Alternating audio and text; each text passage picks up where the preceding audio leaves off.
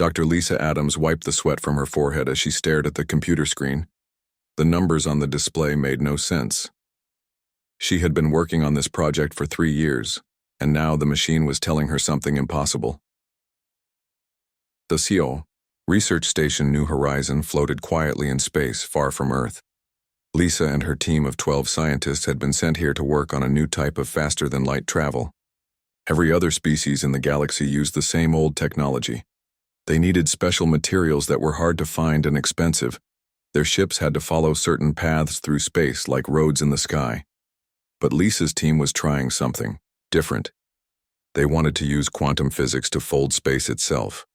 Instead of moving through space, they would make space bend so that 2 distant points touched each other. It was like folding a piece of paper so that 2 dots on opposite ends met in the middle. "Lisa, you need to see this," called out Dr. Ben Carter from across the lab. He was the team's expert on particle physics, and he looked excited and scared at the same time. Lisa walked over to his workstation. On his screen were the results from their latest test. They had tried to create a small space fold using quantum entanglement. The test was supposed to move a tiny probe from one end of the lab to the other. "Where's the probe?" Lisa asked. Ben pointed to another screen. "That's the problem. It's not in the lab anymore. According to these readings, it's about 50,000 miles away from the station." Lisa felt her heart skip. That was impossible. The probe should have moved maybe 10 feet. Instead, it had somehow jumped into deep space. "Are you sure the sensors are working right?" she asked. "I checked them twice." The probe sent back a signal for about 30 seconds after the jump. Then, nothing. Dr. Amy White, the team's youngest member, looked up from her computer. "I've been running the math on what happened. If these numbers are right, we didn't just fold space a little bit. We folded it so much that the probe jumped across thousands of miles instantly." Lisa sat down in the nearest chair. Her legs felt weak. 3 years of work, and they had accidentally created something beyond their wildest dreams or their worst nightmares. "Run the test again," she said quietly, "but this time use a smaller energy setting." "Lisa, maybe we should tell Captain Miller first," suggested Ben. "This could be dangerous." Captain Jake Miller was in charge of the New Horizon.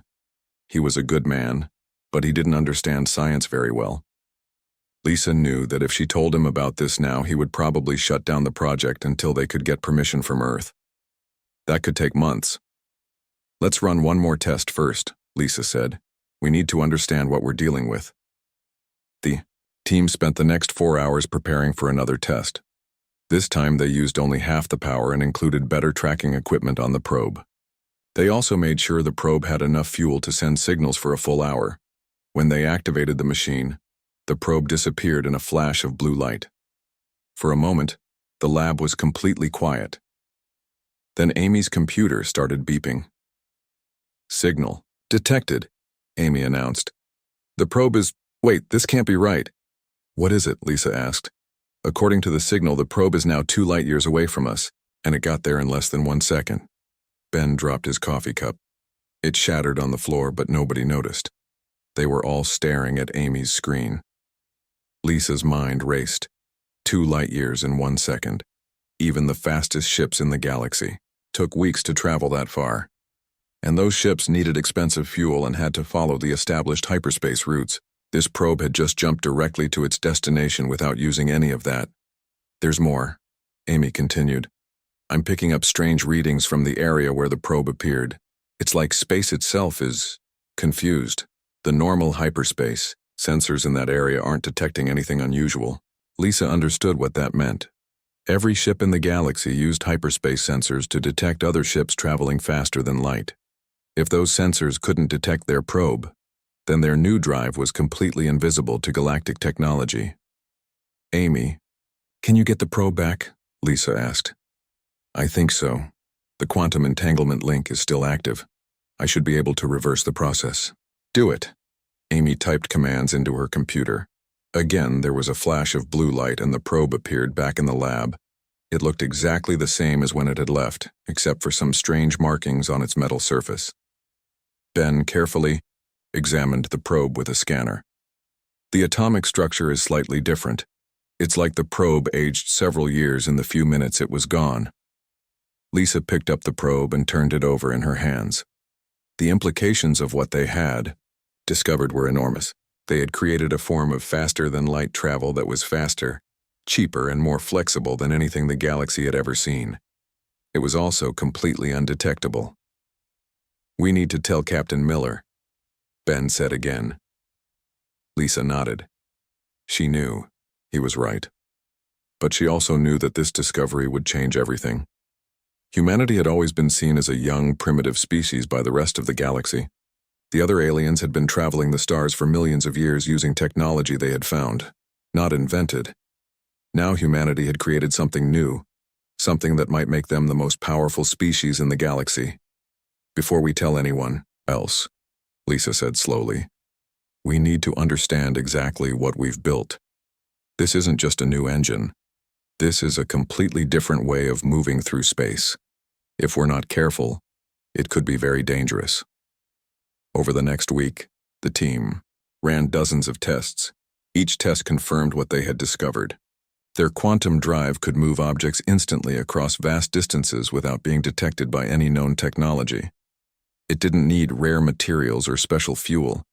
It worked by manipulating the basic structure of space itself. Lisa finally called Captain Miller to the lab on a Tuesday morning. When she showed him the test results, his face went pale. "Are you telling me," Miller said slowly, "that we can now appear anywhere in the galaxy without anyone knowing we're coming?" "That's exactly what I'm telling you," Lisa replied. Miller was quiet for a long time. Then he picked up his communication device and started typing a message to Earth. Lisa watched him work and wondered if humanity was ready for what they had unleashed. Admiral Karen West stood on the bridge of the warship Earth's Pride, watching her crew make final preparations for humanity's first official test of the quantum drive. 3 months had passed since Dr. Lisa Adams had made her discovery. Now Earth's government wanted to use the new technology to make contact with the Galactic Council. The plan was simple. They would jump to the edge of Council space, appear near the Altarian homeworld, and send a peaceful message. The Altarians were known as honorable warriors who respected strength. Earth's leaders thought they would be the best first contact. "Admiral, the quantum drive is ready," reported Commander Ryan Brooks from the tactical station. He was a young officer with sharp eyes and quick reflexes. Karen had chosen him personally for this mission. "Dr. Adams, are you certain the coordinates are correct?" Karen asked. Lisa nodded from her position at the science station. "We'll appear exactly where we planned, about 1 million miles from the Altarian homeworld, far enough to show we're not hostile, but close enough to get their attention." Karen looked around the bridge. Her crew of 45 men and women represented the best humanity had to offer. They were about to make history. In a few minutes, humans would announce themselves to the galaxy in a way no one expected. "All stations report ready," announced Lieutenant Colonel Susan Bell, the ship's executive officer. "Begin the jump sequence," Karen ordered. Lisa activated the quantum drive. The familiar blue light filled the bridge, and Karen felt a strange tingling sensation as space folded around them. Then suddenly, they were somewhere else. The view screen showed a beautiful blue and green planet surrounded by dozens of space stations and orbital defenses. Ships moved between the stations in organized patterns. Everything looked peaceful and orderly. "We're exactly where we planned to be," Lisa reported. "The jump was perfect." "Open communication channels," Karen ordered. "Send the standard first contact message in all known Altarian languages." But before the communications officer could send the message, alarms started blaring throughout the ship. "Admiral, we're being targeted," Ryan shouted from his station. "Multiple Altarian warships are powering up weapons." "What?" "We haven't done anything hostile," Karen said, confused. On the view screen, they could see Altarian ships rushing toward them from all directions. The ships were large and heavily armed, painted in the traditional red and gold colors of the Altarian fleet. "They're not responding to our communications," reported the communications officer. "I'm receiving multiple demands for us to surrender immediately." Karen tried to understand what was happening. The plan had been carefully designed to avoid any appearance of threat. They had appeared far from the planet in open space with no weapons powered. "Sir, I think I know what's wrong, Ryan said, studying his tactical display. Look at our position relative to their defense grid. Karen looked at the display. Their ship had appeared inside the Altarian defense perimeter, in a space that should have been impossible to reach without triggering dozens of alarms and checkpoints. To reach this position using normal technology, they would have had to fight their way through 3 layers of defenses. We jumped right past all their security, Karen realized. They think we attacked them. The largest Altarian ship, a massive dreadnought, moved closer to the Earth's pride. A voice came over the communication system, speaking in heavily accented but clear English. Unknown vessel, you have violated Altarian space using unknown weapon technology. Surrender immediately or face destruction. Karen activated the communication system. This is Admiral Karen west of Earth. We come in peace. We were attempting to make first contact with your people. Lies, the Altarian commander responded. No ship can appear in our inner defense zone without detection. You must be using some kind of stealth weapon. We demand you reveal your technology immediately. We're not using weapons, Karen insisted. We're using a new type of faster-than-light drive. We had no intention of threatening anyone. There was silence for several seconds.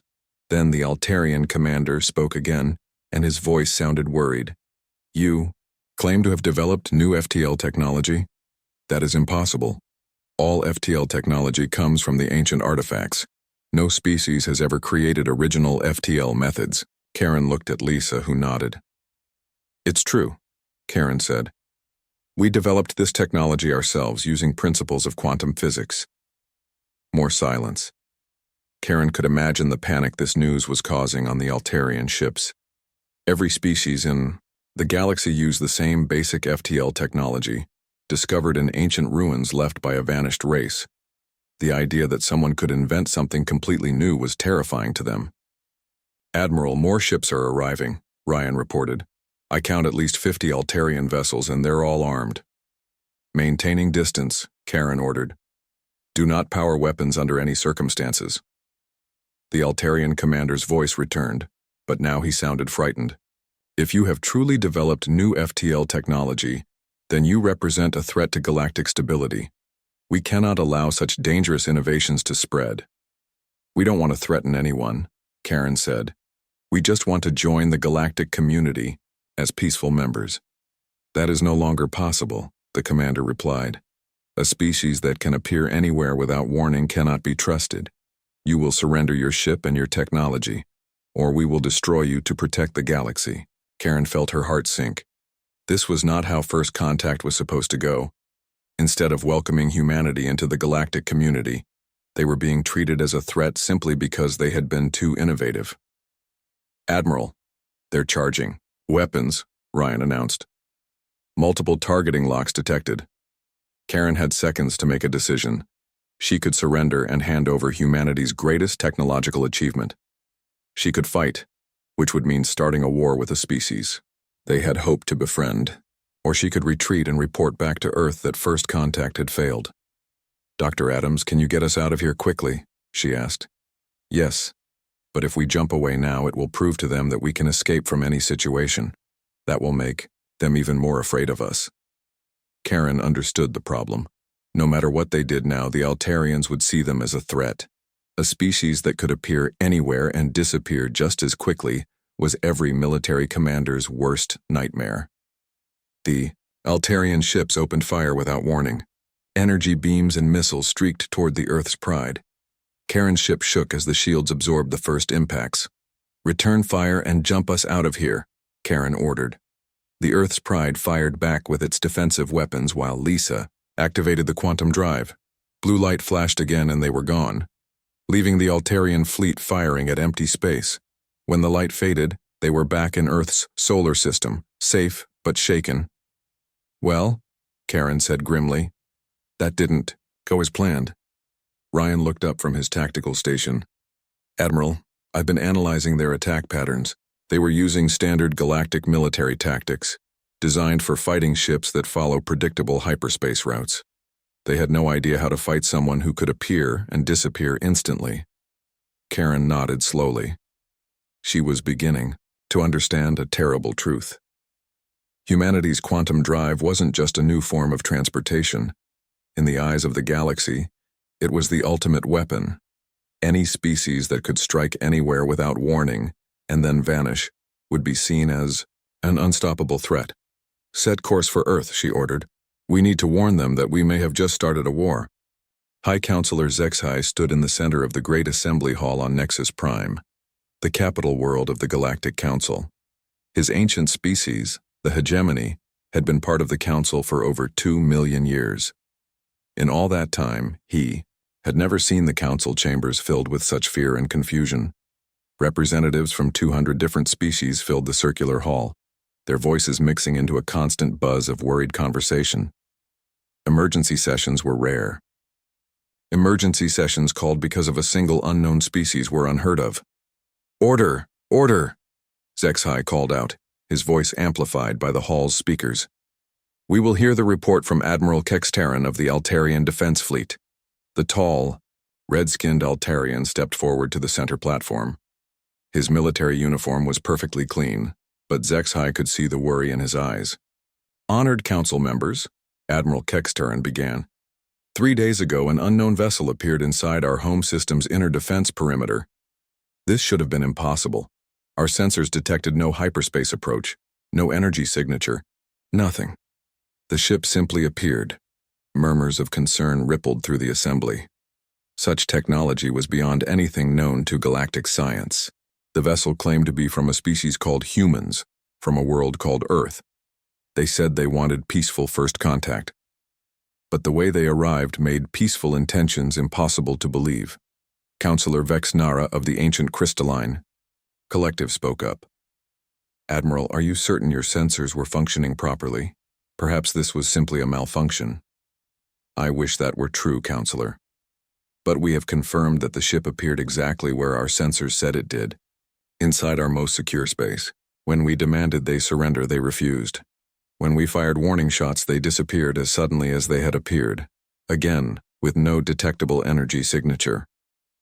The hall erupted in frightened voices. ZXHY had to call for order several times before the noise died down.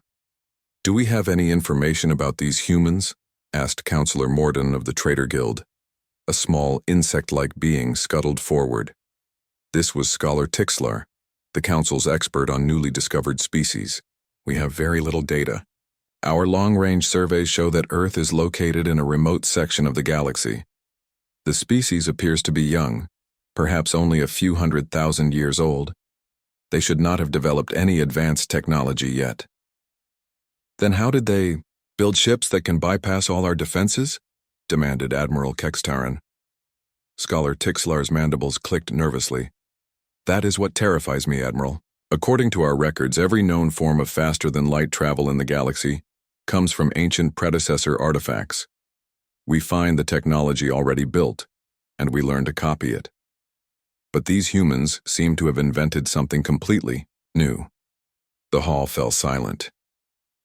The implications of those words sank in slowly. For millions of years, galactic civilization had been built on a foundation of ancient technology. Every species used the same basic principles, discovered in ruins left by a vanished race.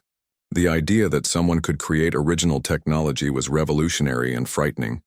Counselor ZXHY activated his personal communicator. "Bring in the human prisoner." The hall's main doors opened, and 2 council guards escorted a human woman into the chamber. Dr. Amanda Clark had been captured 2 days earlier, when her research ship was intercepted by a council patrol. She looked small and fragile compared to the assembled aliens, but her eyes were defiant. "State your name and purpose," ZXHY commanded. "Dr. Amanda Clark, Chief Xenobiologist of the Earth Research Expedition. I'm here to study galactic species, and hopefully establish peaceful relations. Dr. Clark, we are told that your species has developed new faster-than-light technology. Is this true?" Amanda hesitated. She had been instructed not to reveal details about human technology, but the situation seemed to call for honesty. "Yes, it's true. Our scientists discovered a way to manipulate quantum entanglement to fold space itself. Instead of traveling through hyperspace, we make distant points in space touch each other."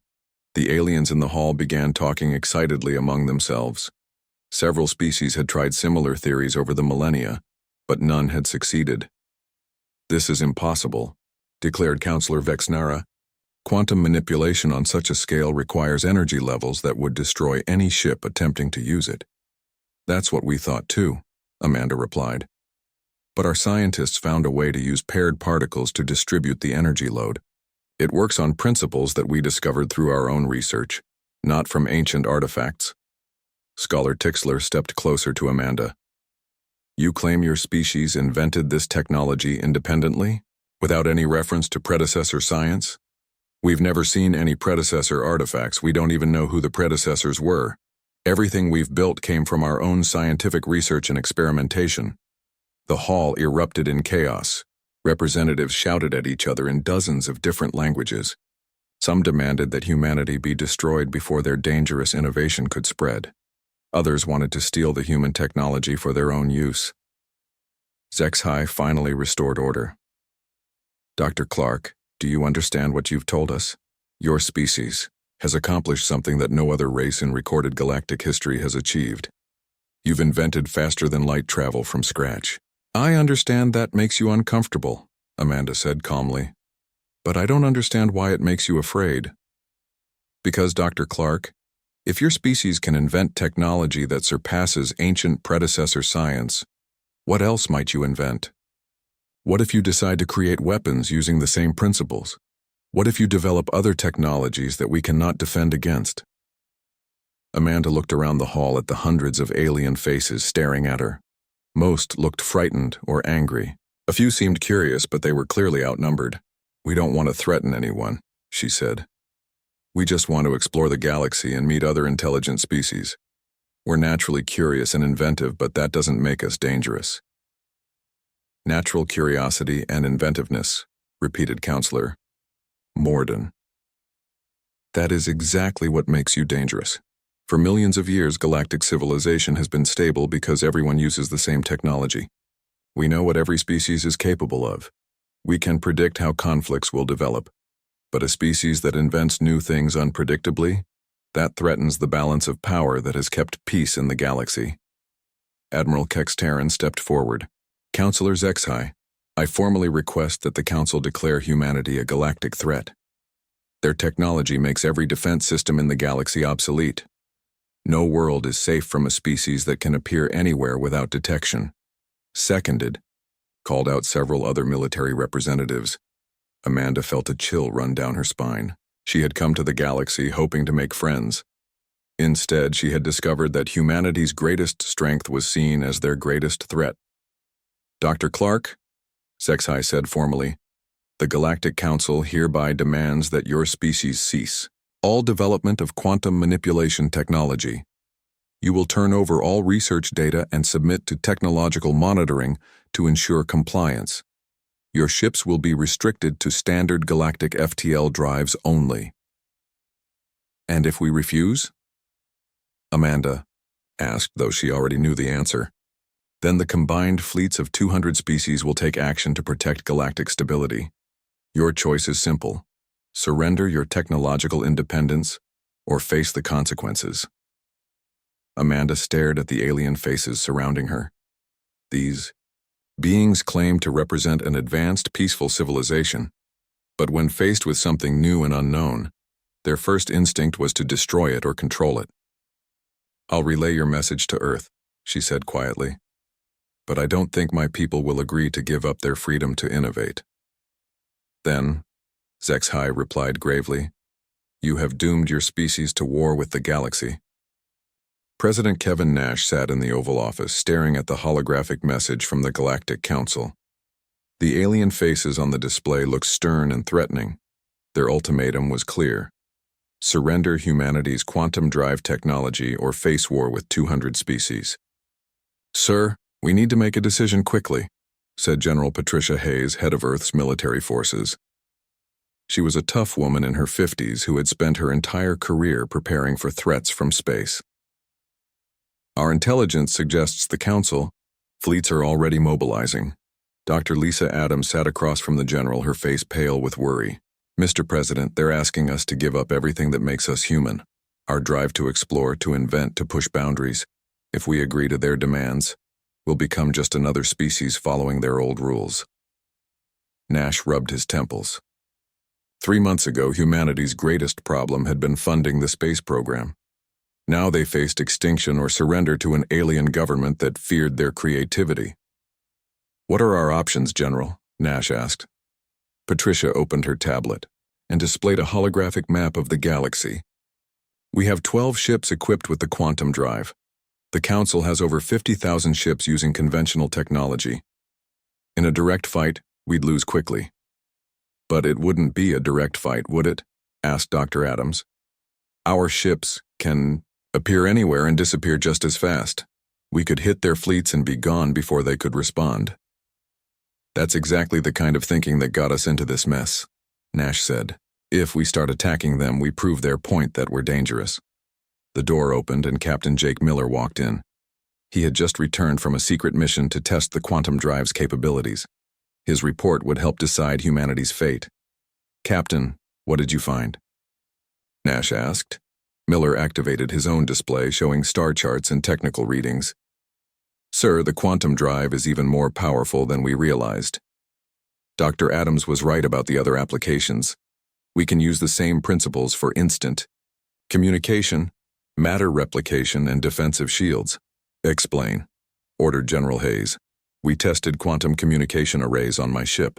We can now talk instantly with any point in the galaxy, as long as we have paired quantum devices.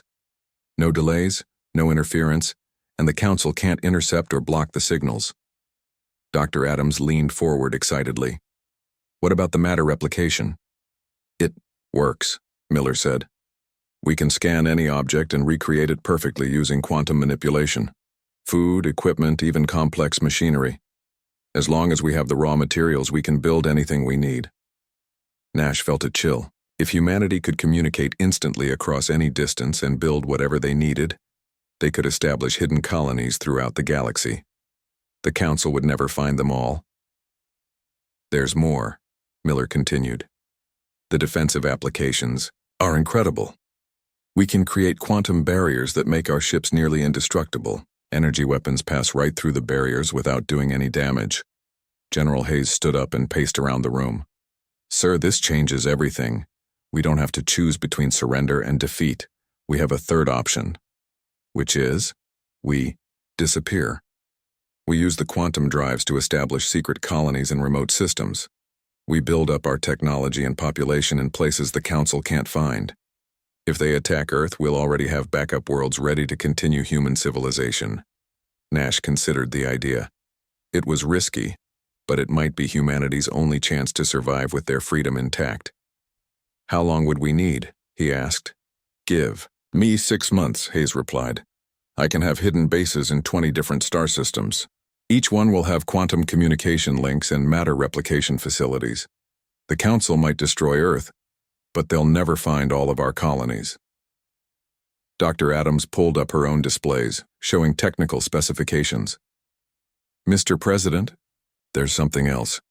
If we have 6 months to work with the quantum principles, I think we can develop even more advanced applications. We're still learning what this technology can do." Nash walked to the window and looked out at the white house lawn. Children were playing on the grass, unaware that their entire species was facing extinction. He had sworn to protect those children and all of humanity. "General Hayes, begin Operation Exodus immediately. Start establishing secret colonies, but do it quietly. I don't want the Council to know what we're doing until it's too late to stop us." "Yes, sir." "What about the Council's ultimatum?" "We stall. Tell them we need time to consider their demands. Make them think we might surrender while we build our escape route." Over the next 2 weeks, 12 human ships began jumping to remote star systems using coordinates that avoided all known galactic shipping routes. Each ship carried 100 colonists, quantum communication equipment, and matter replication devices. They also carried something else, improved quantum drive technology that Lisa's team had been secretly developing. Captain Danny Foster commanded the colony ship New Hope on a mission to establish humanity's first secret base in the Vega system. His passengers were mostly scientists and engineers, chosen for their ability to quickly build advanced technology from basic materials. "Captain, "We're approaching the target system," reported his navigator. Danny looked at the display showing their destination, a small, uninhabited planet with the right atmosphere and mineral resources to support human life. According to their surveys, no galactic species had ever explored this area. Begin the landing sequence, and remember, from now on we maintain communication silence with Earth unless it's an emergency. As far as the galaxy knows, we don't exist. The ship landed on the planet's surface without any problems. Within hours, the colonists had set up matter replication devices and begun building permanent structures. Their quantum communicators allowed them to coordinate with other colony ships without anyone being able to intercept their messages. Back on Earth, President Nash received daily reports through the quantum communication network. Each new colony reported successful establishment and rapid construction of advanced facilities. Humanity was spreading across the galaxy faster than anyone had ever thought possible. But the Council was becoming suspicious. Their intelligence services reported that human ships had been detected in several systems before mysteriously vanishing. They began to suspect that humanity was not seriously considering surrender. Dr. Amanda Clark, still imprisoned on Nexus Prime, was brought before High Counselor Zexhi for another interrogation. "Dr. Clark, our sensors have detected quantum signatures in at least 15 different star systems. Are your people establishing secret bases?" Amanda tried to look confused. "I don't know anything about that. I've been your prisoner for weeks." "Do not lie to us. We know that quantum manipulation can be used for instant communication. Your people could be talking to you right now, and we would never detect it."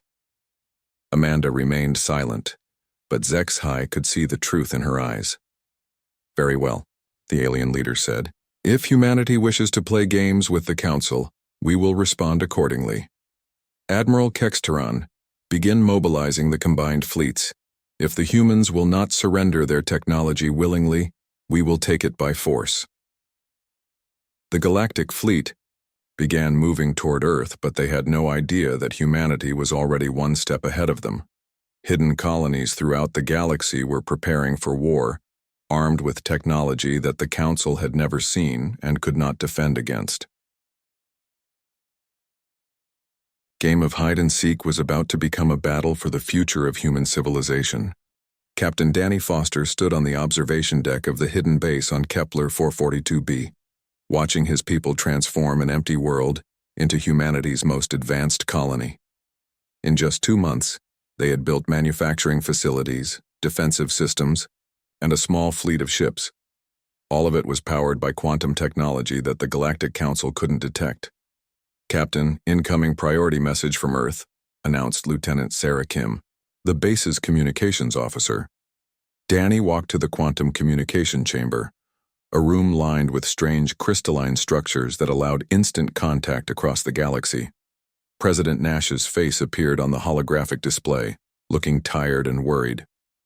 "Danny, the Council fleet has reached Earth. They're demanding our complete surrender in 12 hours or they'll begin orbital bombardment." "What's our status across all colonies?" Danny asked. 23 operational bases, each with full manufacturing capability. Dr. Adams has completed work on the advanced quantum weapons and defenses. We're as ready as we'll ever be. Danny felt a mix of pride and sadness. Humanity had accomplished something incredible, spreading across the galaxy in secret while developing technology that surpassed anything the ancients had left behind. But it had come at the cost of their homeworld being threatened with destruction. "Sir, what are your orders?" Nash was quiet for a moment. "General Hayes is implementing Operation Thunder. All colonies are authorized to begin Phase 2. Show the galaxy what happens when they threaten humanity." The transmission ended, and Danny immediately called his senior staff to the command center. Major Kevin Brown, the base's military commander, was studying tactical displays showing the positions of all human colonies. "Kevin, how many ships do we have ready for combat?" Danny asked. 43 vessels equipped with quantum phase technology and the new weapon systems. Each ship can appear anywhere in the galaxy, strike its target, and disappear before enemy sensors can track it. Lieutenant Commander Lisa Park, their chief engineer, looked up from her technical displays. "The quantum phase generators are working perfectly. Our ships can shift partially out of normal space, making them nearly impossible to hit while still allowing them to fire on targets. Danny nodded. The phase technology was Dr. Adams' latest breakthrough. By manipulating quantum fields around their ships, they could become partially invisible to both sensors and weapons while remaining fully operational. Begin Phase 2 operations, Danny ordered. Target priority: Council Fleet command ships and communication arrays. We want to disrupt their ability to coordinate attacks, not cause unnecessary casualties. Across the galaxy, similar conversations were happening on every human colony. Ships launched from hidden bases, their quantum drives allowing them to appear instantly at strategic locations throughout Council space. Captain Susan Bell commanded the stealth frigate Ghost Runner on a mission to disable the Council fleet's primary command ship. Her vessel materialized directly behind the massive alien dreadnought, already in quantum phase mode and invisible to their sensors. Target locked, announced her weapons officer, firing quantum disruptor beams. Blue energy beams struck the alien ship's communication arrays and command centers. The weapons didn't destroy the ship or kill the crew, but they completely disabled its ability to coordinate with other vessels. Within seconds, the Ghost Runner vanished, leaving the enemy wondering what had happened. Similar attacks were happening. Throughout the Council fleet, human ships appeared, struck critical systems, and disappeared before the aliens could respond. Command vessels lost contact with their fleets. Communication networks went silent. Supply ships found their cargo holds empty as quantum matter displacers stole their resources. High Counselor Zexhai stood on the bridge of the Council flagship Eternal Unity, trying to understand how his massive fleet was being systematically dismantled by an enemy they couldn't even see. "Report," he demanded. "Sir, we've lost contact with over 200 ships," replied Admiral Kextaran. "Our sensors detect brief quantum signatures before each attack, but by the time we respond, nothing is there. How is this possible? No species has ever developed stealth technology this advanced." Scholar Tixler scuttled forward, his insect-like features showing extreme distress. "Counselor, I believe the humans have developed applications of quantum manipulation that go far beyond simple faster-than-light travel. They appear to be using the same principles to bend light, energy, and matter to their will." The bridge shook, as another human attack disabled their secondary communication array. Alarms blared, but there was no target to fire back at. "Sir, incoming transmission from Earth," reported the communications officer. President Nash's face appeared on the main screen, but his image flickered strangely, as if the transmission itself was partially phased out of normal space. "High Counselor Zexhai, this is President Nash of Earth. I'm calling to offer you one chance to end this conflict peacefully." "You dare make demands while attacking our fleet?" Zexhai replied angrily. "I'm not attacking your fleet," Nash said calmly. "I'm demonstrating why your ultimatum was a mistake. My ships could have destroyed every vessel in your armada, but we chose to disable them instead. We don't want to be conquerors. We just want to be left alone to develop our technology in peace." "Impossible. Your quantum manipulation threatens galactic stability." "No, Counselor. Your fear of innovation threatens galactic stability. For millions of years, your civilization has stagnated, using the same old technology and following the same old rules. We're offering you a chance to grow beyond that." On hidden bases throughout the galaxy, human scientists were putting the finishing touches on their most ambitious project yet. Dr. Lisa Adams, working from a secret laboratory on the colony world of New Geneva, had developed a way to use quantum manipulation to enhance other species' technology. "President Nash, the upgrade packages are ready," she reported through the quantum communication network. "We can improve Council ship designs by 300% without changing their basic structure." Nash smiled. This was the masterstroke of his plan. Instead of defeating the galactic fleet, humanity would show them what they could accomplish together. "High Counselor, I'm sending technical specifications to your science teams. These are gifts from humanity to the galactic community. Quantum-enhanced power systems, improved faster-than-light drives, and defensive technologies that will make your ships safer and more efficient." Zexhai stared at the incoming data streams. His science officers were analyzing the human technology with growing amazement. "Sir, these improvements are incredible," reported his chief scientist. "They're showing us how to integrate quantum principles with our existing systems. Our ships could become faster, stronger, and more efficient without abandoning our traditional designs." "It's a trick," Admiral Kextaran insisted. "They're trying to make us dependent on their technology." Nash's voice came through the speakers again. "Admiral, with respect, we don't need to make you dependent on us. We've already proven that we can appear anywhere in the galaxy without your permission. If we wanted to conquer you, you'd already be conquered." Dr. Amanda Clark's face appeared next to Nash on the transmission. She had been freed from her council prison by a team of human commandos who had simply appeared in her cell and vanished with her. "Counselor Zexhai, I've spent weeks studying your civilization. You have incredible knowledge and experience that spans millions of years. But you've forgotten how to grow, how to change, how to dream of new possibilities. Humanity can help. You remember?" The Council fleet hung motionless in space, their weapons useless against an enemy that could strike from quantum phase space. But instead of pressing their advantage, the humans were offering partnership and technological gifts. "What do you want from us?" Zexhai asked finally. "Recognition," Nash replied. "Accept that different species can develop technology in different ways. Stop trying to force everyone to follow the same old patterns. Let the galaxy become a place where innovation is celebrated, not feared." Across the galactic fleet, alien scientists were studying the human technology upgrades with fascination. Many of them had spent their entire careers working with ancient predecessor designs. The idea of actually improving and expanding on that technology was revolutionary. "Counselor, I recommend we accept their offer," urged Scholar Tixlar. "Their quantum enhancements could advance our civilization by thousands of years." Zexhai looked around his bridge at the faces of his officers. Fear was being replaced by curiosity. The terrifying unknown enemy was becoming a potential partner in galactic advancement. "President Nash, if we agree to recognize humanity's right to technological development, what assurance do we have that you won't use your advantages against us?" Nash's answer was immediate. "The same assurance you're giving us, Counselor. The promise that intelligent beings can choose cooperation over conflict when given the chance." The war that could have destroyed civilizations was ending before it had truly begun, but the real changes were just getting started.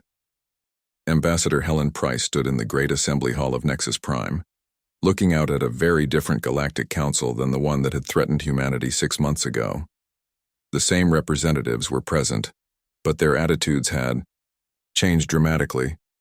Where once there had been fear and hostility, now there was curiosity and excitement. The transformation had begun when the first council ships tested humanity's quantum enhancement packages. The Altarian Dreadnought Honor's Edge had been the first to volunteer. After installing the human upgrades, the massive warship could travel twice as fast as before while using half the energy. Its shields were 3 times stronger, and its weapons were more accurate. "The quantum field integrators are working perfectly," reported Admiral Kextaran to the assembled council. "Our ship designers are already developing new vessel classes based on the enhanced technology." Helen smiled as she watched the alien admiral who had once threatened to destroy Earth now praising human innovation. The change in attitude hadn't happened overnight, but it had been steady and profound. Dr. Lisa Adams sat in the special advisory section reserved for human technical experts. Over the past months, she had worked closely with alien scientists from dozens of species, sharing knowledge and learning from their millions of years of experience. "Counselor Zexhai," Lisa said, standing to address the assembly, "I'd like to present our latest joint research project." The hall's holographic display activated, showing the design for a new type of space station. It combined traditional galactic architecture with human quantum manipulation technology, creating something neither species could have built alone.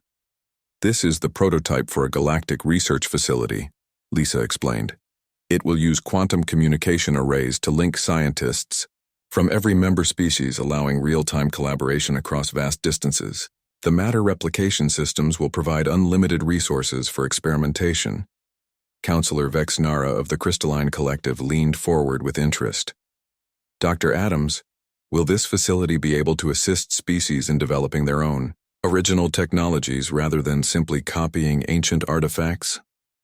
That's exactly the point, Lisa replied.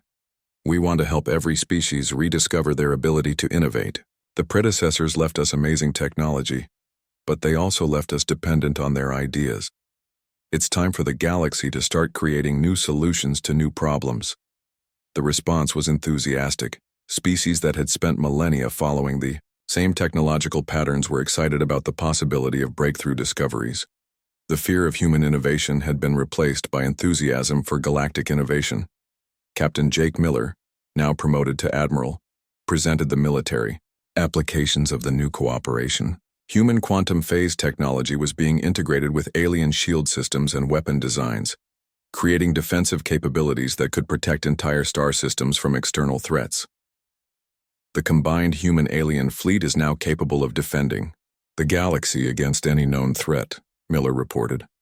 But more importantly, we're sharing these defensive technologies with every member species. No world will be left unprotected. President Nash watched the proceedings through quantum communication from his office on Earth. The planet that had once been threatened with destruction was now the center of a technological renaissance that was spreading throughout the galaxy. Helen, how are the other species adapting to the changes? Nash asked through their private communication channel. Helen glanced around the hall before responding quietly. Better than we hoped, sir. The younger generation of aliens is especially excited about the possibilities.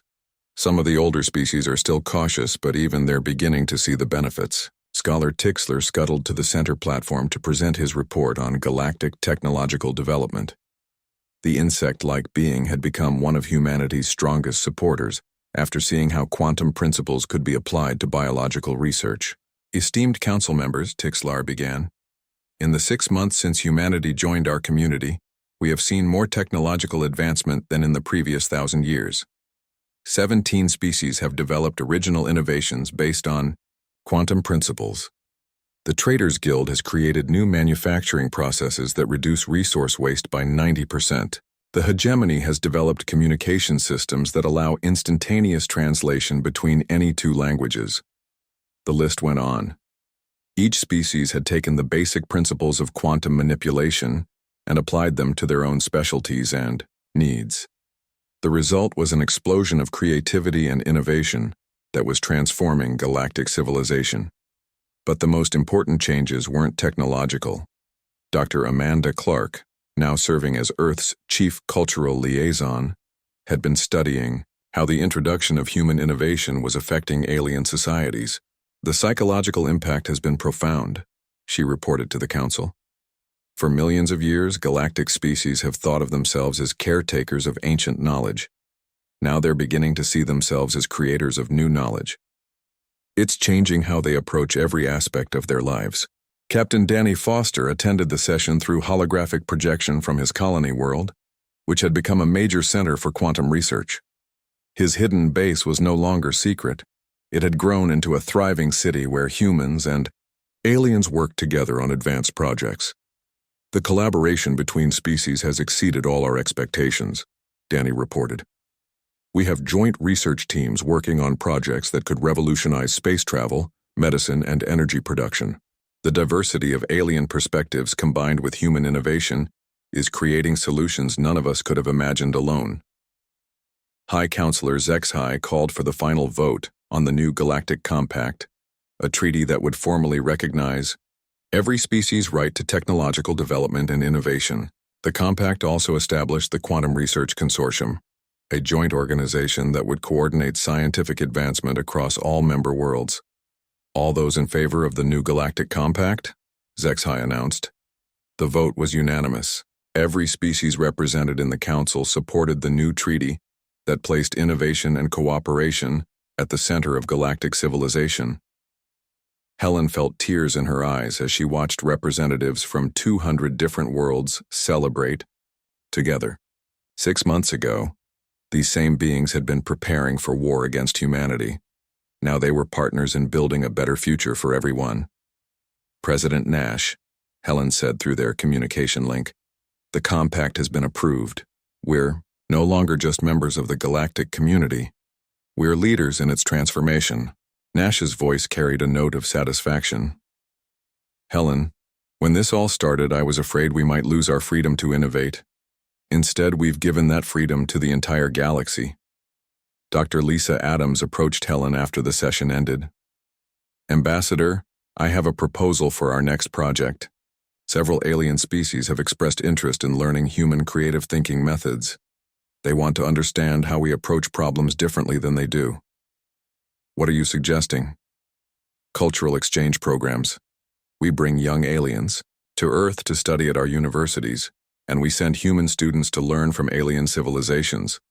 Not just technology transfer, but actual cultural sharing. Helen nodded enthusiastically. I'll propose it to the president. After everything we've accomplished, I think he'll be very interested in expanding our cooperation even further. As the council session ended and representatives began returning to their homeworlds, Helen looked around the great hall one more time. The chamber that had once echoed with threats and ultimatums now buzzed with excited conversations about joint projects and shared discoveries. Humanity's quantum drive had indeed terrified the Galactic Council. But in overcoming that fear, the galaxy had discovered something far more valuable than any technology: the power of cooperation and the excitement of unlimited possibilities. The age of stagnation was over. The age of galactic innovation had begun, and humanity had sparked it all by refusing to give up their right to dream of new solutions to old problems.